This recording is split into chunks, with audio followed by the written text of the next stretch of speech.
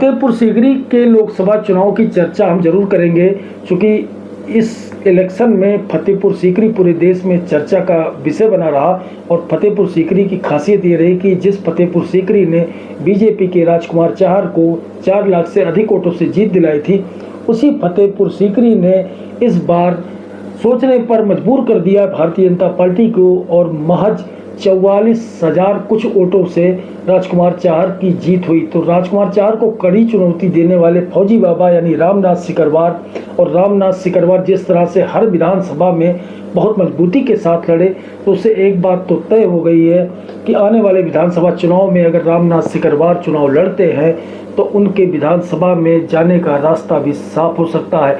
क्योंकि जिस तरह से खासतौर से खेरागढ़ में विधानसभा में कार्यकर्ताओं ने और जनता ने रामनाथ सिकरवार को समर्थन दिया, उससे रामनाथ सिकरवार और उनके समर्थकों की उम्मीदें बढ़ चली हैं।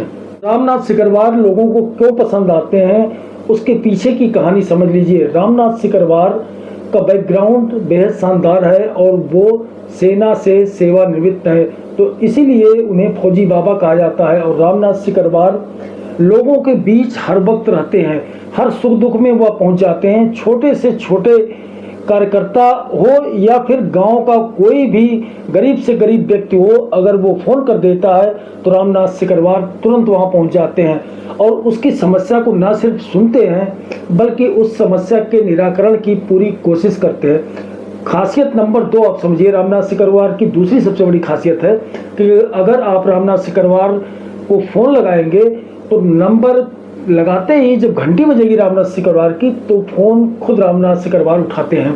तमाम बड़े बड़े नेता हैं जिनके फोन उठते ही नहीं, और अगर उठ गए तो उनके किसी कार्यकर्ता ने उठा लिया या फिर उनके साथ रहने वालों ने उठा दिया, और नेताजी से फोन पर ही संपर्क कर पाना बेहद कठिन हो जाता है। तो ऐसे में दुर्लभ नेता कहे जाएंगे रामनाथ सिकरवार, क्योंकि कोई भी आदमी चाहे उनके पास नंबर सेव हो या न सेव हो, अगर फोन की घंटी बजती है तो रामनाथ सिकरवार जो है खुद फोन अपना उठाते हैं। और खासियत नंबर 3 भी समझ लीजिए कि रामनाथ सिकरवार जो है, जो उनको पेंशन मिलती है उस पेंशन का इस्तेमाल जो है वो जनसेवा में लगा देते हैं। आप फतेहपुर सीकरी में पहुंच जाइए और किसी भी गांव में पहुंच जाइए तो गांव का हर नागरिक बता देगा, हर व्यक्ति बता देगा कि रामनाथ सिकरवार किस तरह से उनके गांव में आते हैं। यानी एक नेता होते हैं जो चुनाव के दौरान एक्टिव होते हैं, लेकिन रामनाथ सिकरवार 365 दिन 24 घंटे एक्टिव मोड में रहते हैं। और यही वजह है कि विधानसभा चुनाव हारने के बाद जब इस बार रामनाथ सिकरवार ने लोकसभा में चुनौती दी कांग्रेस प्रत्याशी के रूप में, तो होश उड़ गए बीजेपी समर्थकों के, उनके कार्यकर्ताओं के। और रामनाथ सिकरवार ने जिस तरह से हर विधानसभा में पूरी मजबूती के साथ लड़ा, उससे कई बार ऐसा हुआ, शुरू से लेकर के अंतिम राउंड तक कई बार ऐसा कई चक्र हुआ जब मतगणना के दौरान बीजेपी के राजकुमार चाहर पिछड़ते नजर आए कांग्रेस प्रत्याशी रामनाथ सिकरवार को। तो ये कांग्रेस का कोई वोट बैंक नहीं था, और यहाँ जो है कभी कांग्रेस फतेहपुर सीकरी में जीती भी नहीं है।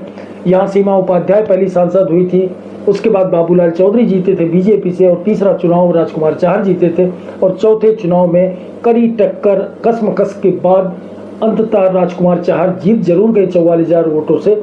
लेकिन रामनाथ सिकरवार की चुनौती जो है वो निश्चित रूप से लोगों में चर्चा का विषय बनी हुई, और अब हर गांव में यही चर्चा है कि अगला जब विधानसभा चुनाव आएगा तो रामनाथ सिकरवार जहां से भी लड़ेंगे तो उनकी स्थिति बेहद मजबूत होगी।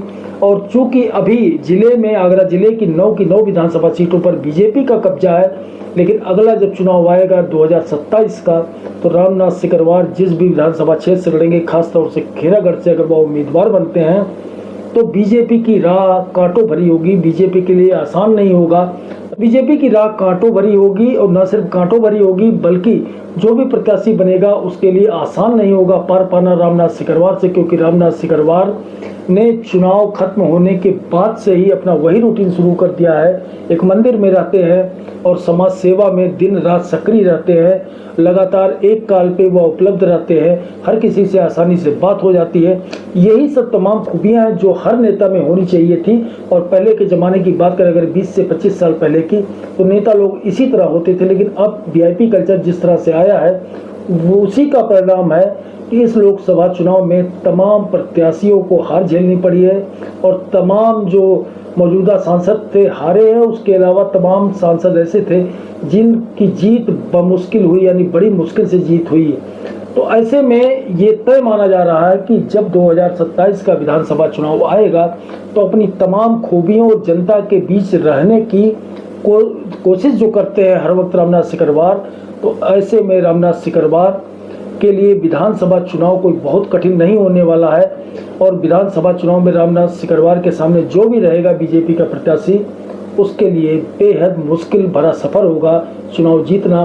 फिलहाल अभी दूर की बात है, लेकिन रामनाथ सिकरवार के बारे में जिस तरह से फीडबैक आ रहे हैं वो यही आ रहे हैं कि रामनाथ सिकरवार का रूटीन शुरू हो गया फिर वही, और गांव-गांव जाने का और लोगों की समस्याओं को सुनने का, और साथ ही 1 घंटी बजते ही फ़ोन अपना उठाने का। तो ये सब तमाम बातें ऐसी है जो अपने रूटीन में, अपनी व्यवहारिक जीवन में हर नेता को लाना पड़ेगा। अगर नहीं लाएगा तो निश्चित रूप से न सिर्फ उसके वोट घटेंगे बल्कि उसकी जीत की राह भी मुश्किल हो जाएगी।